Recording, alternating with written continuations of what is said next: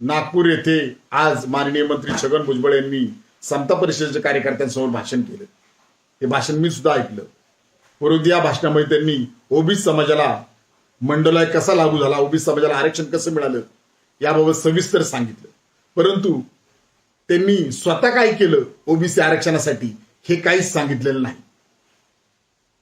ज्यावेळेस मंडल आयोगाची स्थापना झाली 1979 साली, नंतर 1990 साली मंडल आयोग माननीय माजी पंतप्रधान व्ही पी सिंग यांनी लागू केला भारतामध्ये।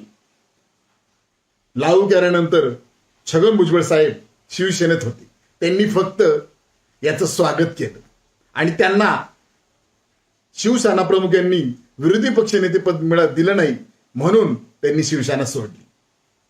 मंडल आयोगामुळे नाही, हे स्वतःच त्यांनी काहीच सांगितलं नाही। त्यांनी मंडल आयोगासाठी ओबीसी समाजाला आरक्षण मिळण्यासाठी स्वतः काहीच केलेलं नाही। उलट आदरणीय पवार साहेबांनी, शरद पवार साहेबांनी महाराष्ट्र राज्यामध्ये मंडल आयोगाची अंमलबजावणी केली। पवार साहेबांनी माननीय छगन भुजबळांना 2 वेळा राज्याचं उपमुख्यमंत्री केलं। तरी सुद्धा या भाषणामध्ये सतत सातत्याने पवार साहेबांबद्दल ते बोट दाखवताना दिसत आहे।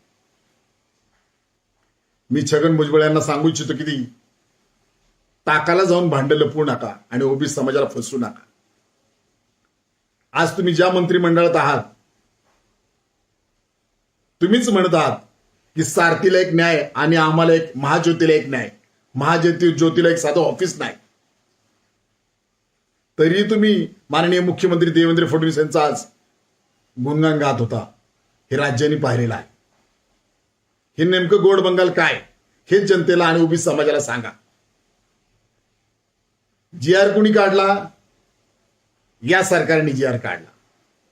ओबीसीच्या आरक्षणाला धक्का कोणत्या जीआर मुळे लागला? या जीआर मुळे लागला।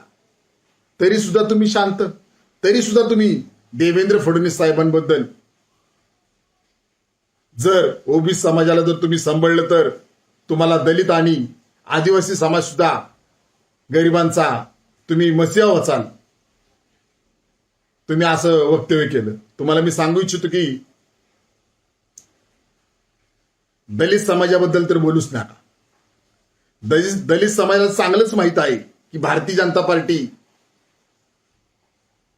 संविधान विरोधी आहे, त्यामुळे सांगायचं प्रश्नच येत नाही। त्यामुळे आम्ही आमचं बघून घेतो।